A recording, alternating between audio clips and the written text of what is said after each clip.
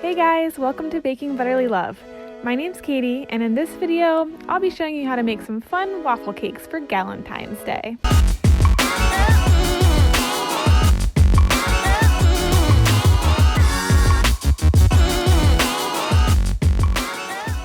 Alright, so the batter I'm making is a variation on a sponge cake batter.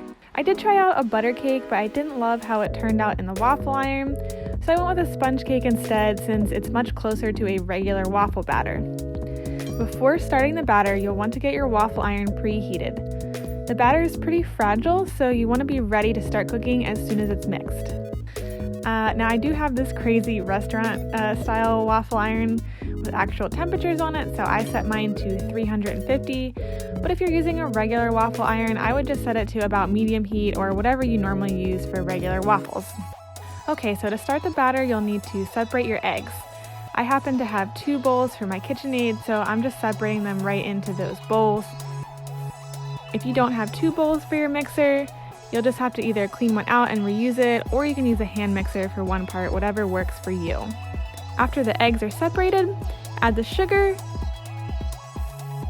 the yogurt, and the vanilla extract to the yolks. Then whip this mixture on medium-high speed for about 5 minutes or so.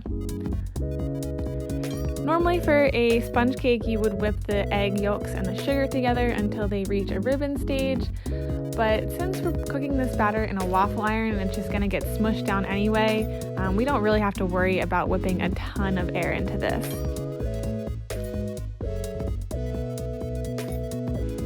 It should look something like this when you're done, really thick and creamy.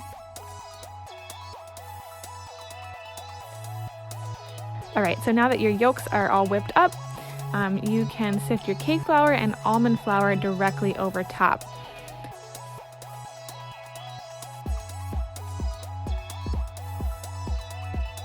If there are a few large chunks of almond flour that won't sift through, you can just get rid of those.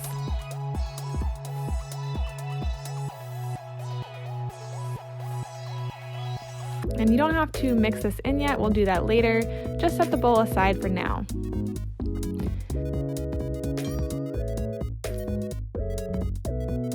Then add your salt to the egg whites, and you want to whip these on medium-high speed just until stiff peaks start to form.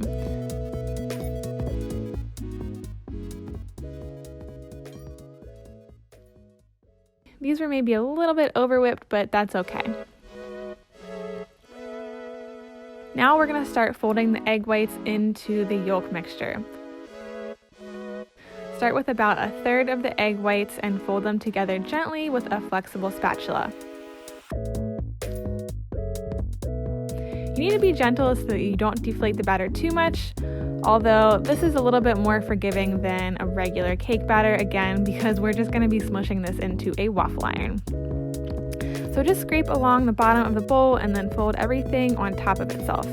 I usually find it a little bit easier to tilt the bowl on its side and fold that way rather than trying to fold from the actual bottom of the bowl. By now your waffle iron should be heated up. I would definitely recommend using a little nonstick spray. Even if you have a nonstick surface on your waffle iron, these waffles are going to be super delicate, so you really don't want anything to stick.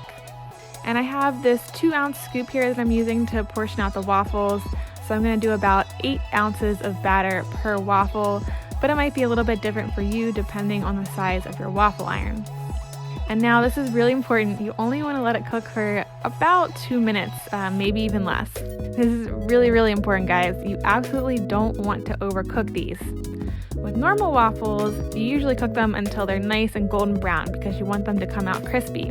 But if you do that with this batter, it's going to dry out. Remember, we're going to be eating these like cake and decorating them with buttercream, so we can't decorate them while they're still warm. So take out the waffles just as soon as they're set and starting to develop a pale golden color. They're going to be really soft and floppy, so I found it helpful to use a large spatula to lift them out. Let the waffles cool and then they're ready to decorate.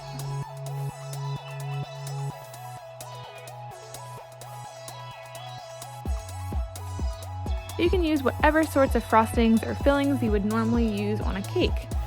I tried out 3 different flavors. For the first one, I did vanilla buttercream, raspberry buttercream, raspberry jam, and a bit of white chocolate ganache. And I also threw on a few of these cute little mini macarons. For the second one, I had a little bit of a chocolate explosion, so I had to flip the waffle over and start over again.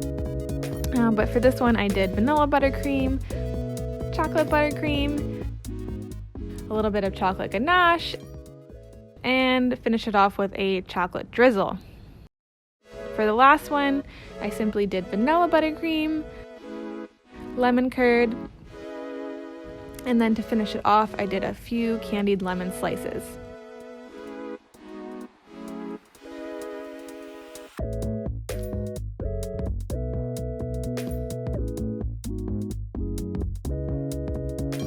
Alright, so I hope you enjoyed these waffle cakes. If you decide to make some for Galentine's Day, make sure to tag me on Instagram at bakingButterlyLove so I can see what you made. And as always, thank you so much for watching. If you like this video, you can subscribe for more cake decorating tips and tutorials.